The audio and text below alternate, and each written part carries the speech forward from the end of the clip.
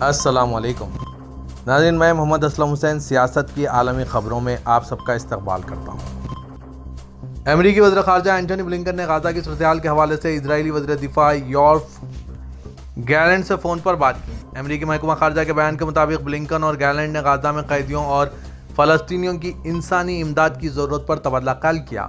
فریقین نے باقی جنگی قیدیوں کی رہائی کو یقینی بنانے اور غزہ میں ضرورت مند فلسطینیوں کے لیے انسانی امداد کو بڑھانے کے لیے فعال کوششوں پر بھی تبادلہ خیال کیا۔ بلنکن نے مغربی کنارے اور لبنان سمیت تنازعات اور کشیدگی کو بڑھنے سے روکنے کے لیے احتیاطی تدابیر اختیار کرنے کی اہمیت پر زور دیا، اس بات کا اعادہ کرتے ہوئے کہ اسرائیل کو شہری ہلاکتوں سے بچنے کے لیے تمام ضروری اقدامات کرنا ہوں گے۔ بلنکن نے مستقبل میں ریاست فلسطین کے قیام کے لیے امریکہ کے ٹھوس اقدامات کی حوصلہ افزائی کے عزم پر زور دیا۔ یوکرینی صدر زیلنسکی نے کہا ہے کہ روسی فضائیہ کے 3 Su-34 جنگی طیاروں کو یوکرین کی فوج نے مار گرایا ہے۔ زیلنسکی نے کہا کہ 3 Su-34 روسی جنگی طیاروں کو یوکرین کی دفاعی فورسز نے خیرسون کے علاقے میں مار گرایا، اس بات پر زور دیتے ہوئے کہ وہ ان طیاروں کو مار گرانے کے لیے یوکرینی فضائیہ کے شکر گزار ہیں۔ زیلنسکی نے کہا کہ ان کے ملک پر کوئی بھی حملہ بلا جواب کے نہیں رہے گا۔ یوکرینی فضائی کی کمان کے ترجمان یوری ایگن نے مقامی پریس کو روسی جنگی طیاروں کو مار گرائے جانے کے بارے میں جائزات پیش کیے۔ انہوں نے بتایا کہ گائیڈڈ بموں سے لدے روسی جنگی طیارے یوکرینی فوجیوں پر حملہ کرنے کے لیے جنوب کی طرف نچلی پرواز کر رہے تھے، اور کہا ہمیں امید ہے کہ قبضہ کرنے والے اس طرح کے مزید ناکام خطرات مول لیں گے۔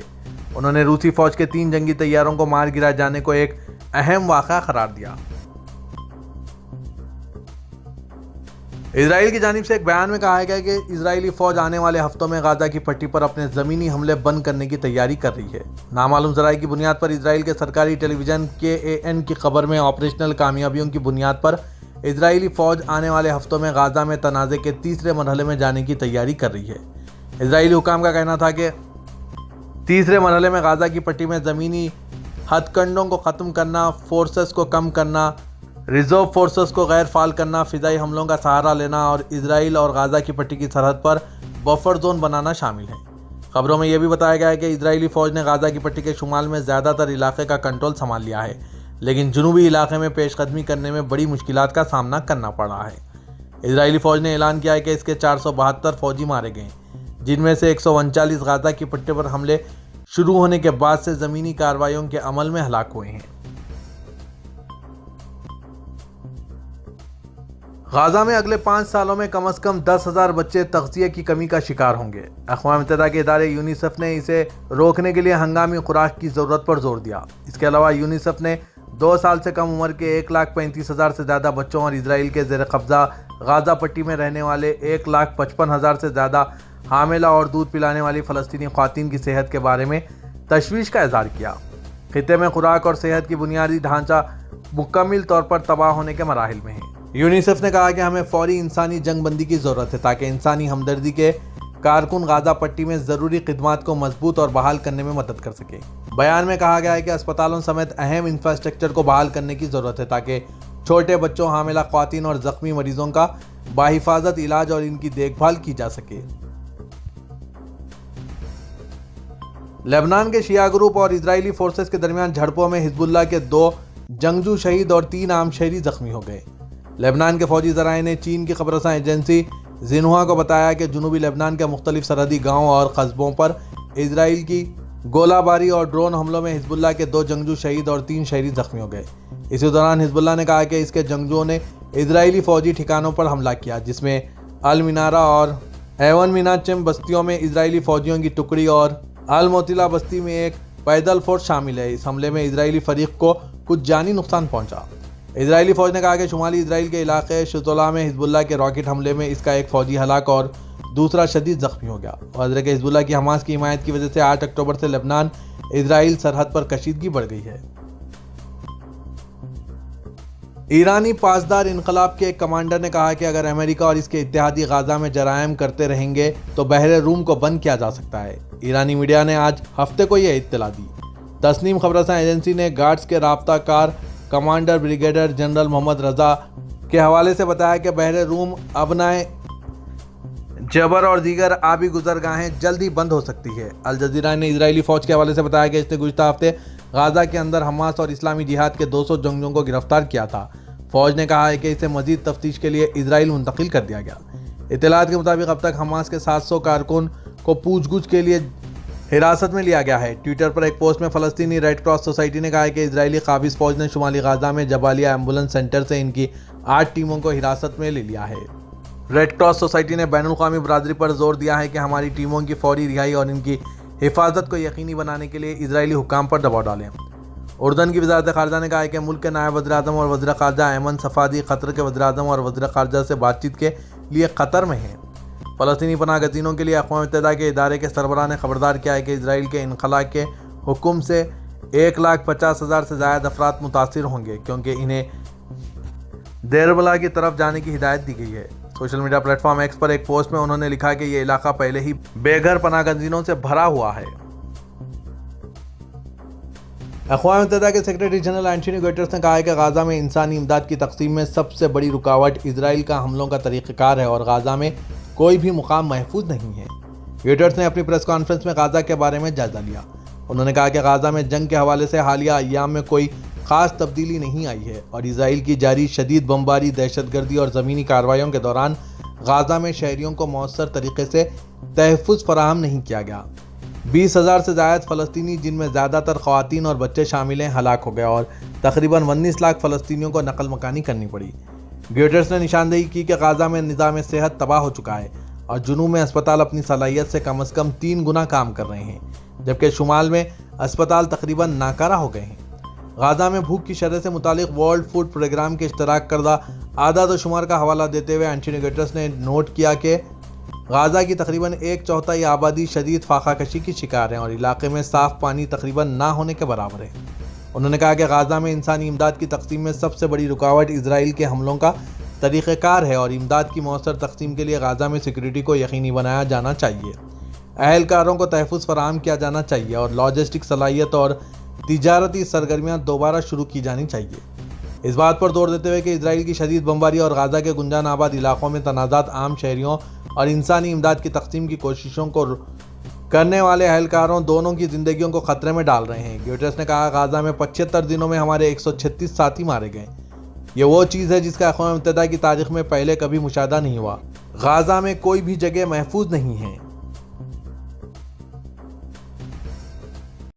ایک فلسطینی بزرگ نے کہا ہے کہ غزہ میں پورے خاندان ایک روٹی کی تلاش میں ہیں اور انہیں روٹی نہیں مل رہی ہے۔ معمر فلسطینی نے غزہ کی پٹی میں بھوک کی کیفیت بیان کر کے دل چیر کر رکھ دیا۔ بزرگ فلسطینی نے العربیہ کو یہ بھی بتایا کہ اللہ ان لوگوں کی مدد کرے جن کے چھوٹے بچے اس سردی میں کھلے آسمان تلے سو رہے ہیں۔ انہوں نے کہا کہ ہم انتہائی مشکل دور سے گزر رہے ہیں۔ ہم اپنے گھر جانے کے لیے منٹ اور گھنٹہ انتظار کرتے ہیں۔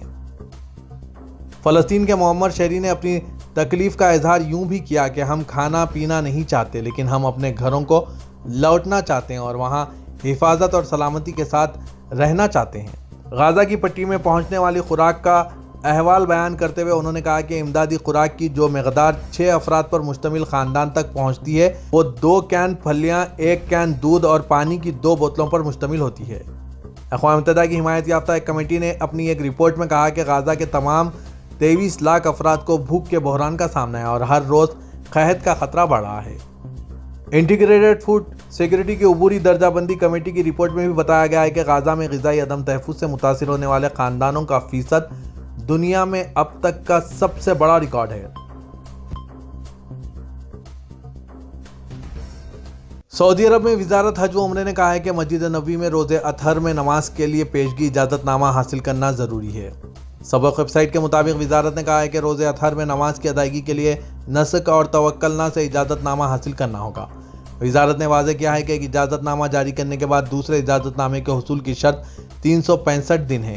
ایک شخص کو 365 دن میں صرف ایک مرتبہ روز اطہر میں نماز کی اجازت حاصل ہوگی۔ سعودی وزیر برائے اسلامی امور شیخ عبداللطیف آل شیخ نے جدہ میں پولینڈ کے مفتی اور مسلم مذہبی یونین کے سربراہ ٹوماس میسکیوز سے خیر مقدم کیا ہے۔ عرب نیوز کے مطابق ملاقات میں باہمی دلچسپی کے موضوعات اور سلامی امور پر تبادلہ خیال کیا گیا۔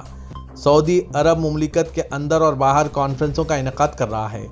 علاقائی اور بین الاقوامی اداروں کے تعاون سے اسکالرز اور ماہرین کو مدعو کیا جاتا ہے تاکہ اسلاموفوبیا سے لڑنے، اسلامی رواداری کو فروغ دینے، انتہا پسندی اور دہشت گردی کی وجہ سے نمٹنے میں مدد مل سکے۔ علاؤالدین پولینڈ کے مفتی نے کہا ہے کہ سعودی عرب بانی مملکت کے دور سے ہی مسلمانوں کو بہت سے خدمات فراہم کر رہا ہے۔ الاخباریہ کے مطابق سعودی وزیر اسلامی امور کے ہمراہ میڈیا سے گفتگو کرتے ہوئے انہوں نے کہا کہ پوری دنیا کو احساس ہے کہ سعودی عرب اسلام اور مسلمانوں کی خدمت کر رہا ہے۔ سعودی وزیر اقتصادیت اور منصوبہ بندی فیصل بن فاضل ابراہیم نے مسقط میں عمانی وزیر تجارت، صنعت اور فروغ سرمایہ کاری قیس بن محمد ال یوسف سے ملاقات کی۔ سبق نیوز کے مطابق ملاقات میں دونوں برادر ملکوں کے درمیان صنعتی، تجارتی اور سرمایہ کاری میں تعاون کے موقع اور مشترکہ دلچسپی کی تازہ ترین پیش رفت پر تبادلہ خیال کیا گیا۔ خطے میں ہو رہے اقتصادی پیش رفت سمیت متعدد موضوعات پر بات چیت کی گئی۔ واضح ہے کہ سعودی عرب عمان میں منعقدہ اکنامک ویژن ایوارڈ 2023 کی تقریب میں مہمان خصوصی ہے۔ وزارت اقتصادیت سعودی وفد کی سربراہی کر رہے ہیں۔ اس تقریب کا مقصد سلطنت عمان کے کامیابی اقتصادی منصوبوں اور اقدامات کو اجاگر کرنا ہے۔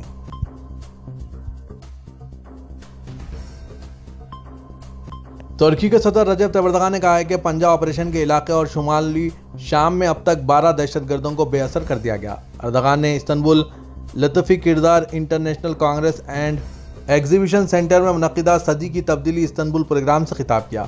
صدر اردوغان نے کہا کہ کل شمالی عراق میں علیحدگی پسند غداروں کے حملے میں شہید ہونے والے ہمارے فوجی جوانوں کی مغفرت کا دعاگو ہوں۔ ہمارے فوجیوں کا خون رائگاں نہیں گیا۔ علیحدگی پسند 5 لوگوں کا اس خون کا بدلہ لیا جائے گا۔ اردوغان نے بتایا کہ پنجہ آپریشن کے ذریعے شمالی شام میں اب تک 12 دہشت گردوں کو غیر فعال بنا دیا گیا۔ صدر اردوغان نے اپنے خطاب میں کہا کہ ہم دہشت گردی کے خاتمے کی اپنی حکمت عملی کو اس کے متبع پر اس وقت تک نافذ کرتے رہیں گے جب تک کہ آخری دہشت گرد کا خاتمہ نہیں ہو جاتا، اور ترکیہ کسی بھی قیمت پر عراق یا شام کے شمال میں دہشت گرد تنظیم کے ڈھانچے کے قیام کی اجازت نہیں دے گا۔ پاکستان تحریک انصاف نے عام انتخابات میں حصہ لینے کے لیے سپریم کورٹ سے رجوع ہوا۔ عمران خان نے اپنے وکیل کے توسط سے اسلام آباد ہائی کورٹ کے فیصلے کے خلاف سپریم کورٹ میں اپیل دائر کرتے ہوئے موقف اختیار کیا کہ انتخابات سے قبل مجھے نااہل کرنا میرے بنیادی حقوق کے خلاف ہے۔ عمران خان نے کہا کہ الیکشن کمیشن نے جلد بازی کا مظاہرہ کر کے مجھے 8 اگست کو آرٹیکل 62(1)(f) کے تحت 5 سال کے لیے نااہل قرار دیا، جبکہ تحریک انصاف کو پارٹی نشان بلے سے بھی محروم کر دیا گیا۔ عمران خان نے استدعا کی کہ اسلام آباد ہائی کورٹ کا فیصلہ کالعدم قرار دیا جائے اور توشہ خانہ کیس میں سزا کا فیصلہ معطل کیا جائے۔ ہائی کورٹ فیصلے میں غلطی کا الیکشن کمیشن نے فائدہ اٹھاتے ہوئے بانی پی ٹی آئی کی نااہلی کا نوٹس جاری کیا۔ درخواست میں کہا گیا ہے کہ انتخابات قریب ہیں۔ عمران خان ملک کے سابق وزیر اعظم ہیں۔ ملک کی سب سے بڑی جماعت کے لیڈر کو انتخابات سے باہر نہیں رکھا جا سکتا۔ سپریم کورٹ توشہ خانہ کیس میں سزا پر مبنی فیصلہ معطل کریں تاکہ انتخابات میں حصہ لیا جا سکے۔